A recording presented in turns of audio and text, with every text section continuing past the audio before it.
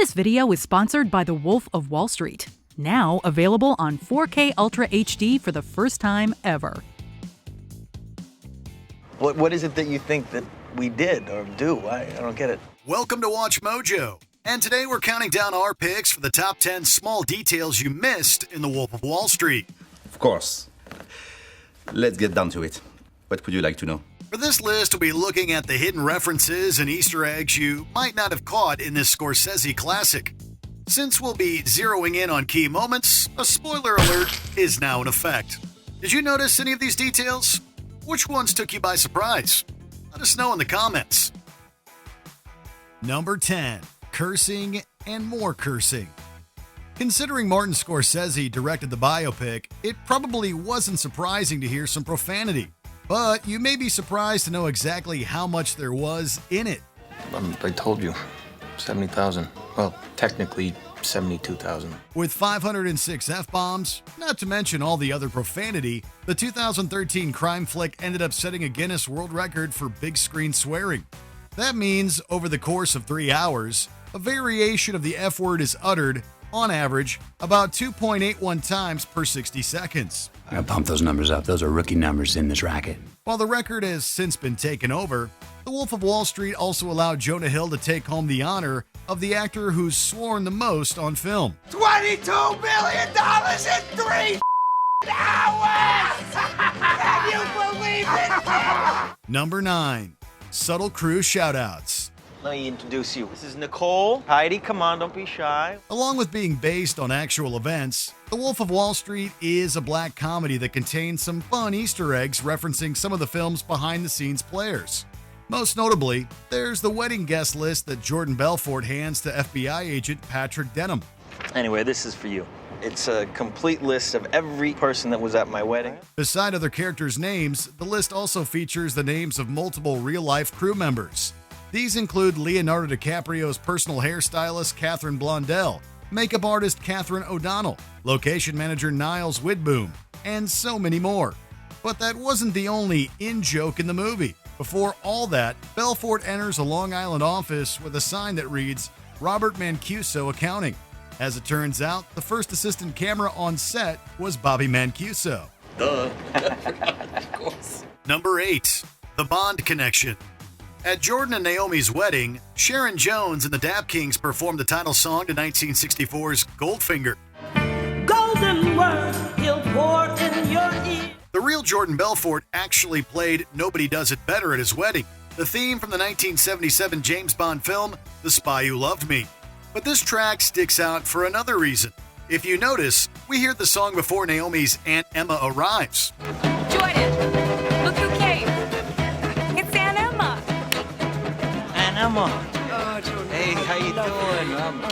Pleasure to finally meet you. The British actress who portrays Emma, Joanna Lumley, appears in 1969's On Her Majesty's Secret Service. The former Bond girl is credited as the English girl, one of Blofeld's Angels of Death. It's no wonder why Jordan was so charmed by her in the movie. Stability, dear. Family.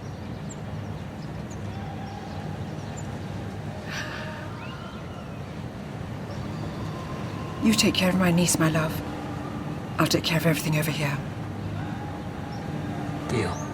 Number 7. The use of CGI. You wouldn't expect a comedy biopic to employ CGI, and you'd be forgiven for not realizing this one did, because the digital effects are near seamless. But for scenes like parties and visits to the park, Martin Scorsese could have filmed them without using any After Effects, right? Believe it or not, it's actually cheaper to use a green screen in some cases. There's no doubt that the mind-blowing visual effects made The Wolf of Wall Street that much more of an epic cinematic experience. Number 6. Intentional continuity errors. What? It's your wedding present, sweetheart. When it comes to film and television, little mistakes are bound to happen here and there, whether it's a magically disappearing cup or a repositioned hand. But for Scorsese, he wanted editing inconsistencies in this film. The characters are often under the influence, obviously, and these errors show how the world is distorted through their eyes. Like when the stairs seem bigger from Jordan's point of view as he's crawling to his car after taking Quaaludes. According to the film's editor, Thelma Schoonmaker, Many of the film's scenes with continuity errors were left as is simply because they were such good takes. Like when Teresa catches Jordan with Naomi in the limo. It's a highly emotional scene, but did you notice that he shuts the door more than once? And the limo leaves, then reappears again?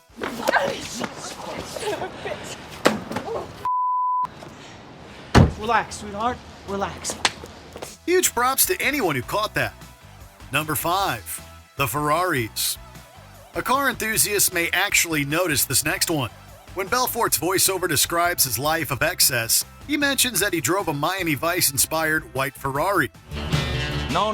My Ferrari was white like Don Johnson's in Miami Vice, not red. It's an impressive car, but it actually wouldn't be around in the 1980s. The vehicle shown zipping down the highway is a 1992 Ferrari Testarossa. And later in the film, Jordan drives to Naomi's house in a white 1989 Ferrari Testarossa. Car models aside, the film does an excellent job showcasing Mr. Belfort's taste in luxurious vehicles.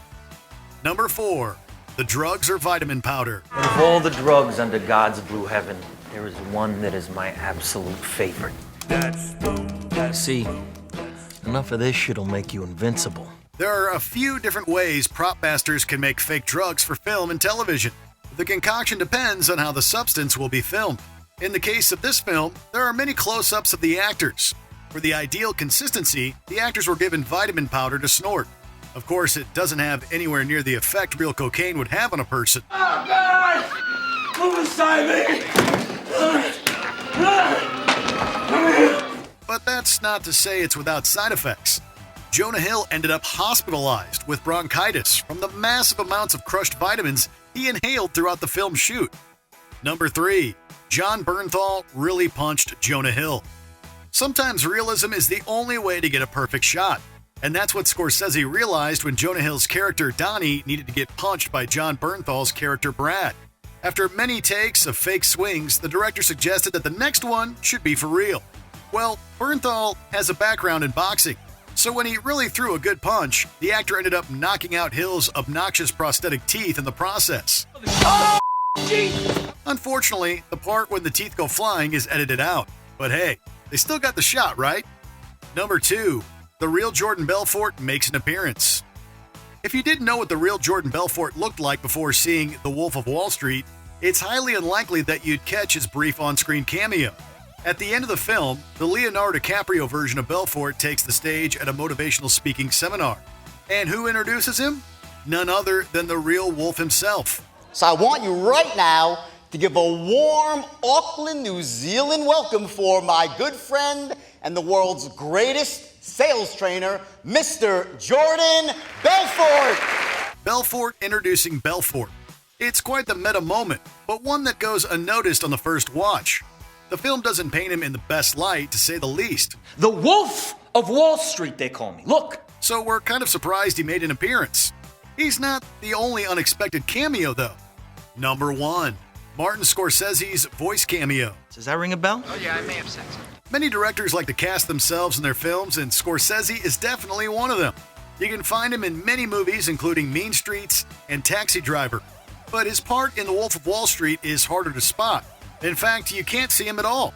When Jordan is just starting out, he sells shares of Aerotyne International over the phone to a man named John.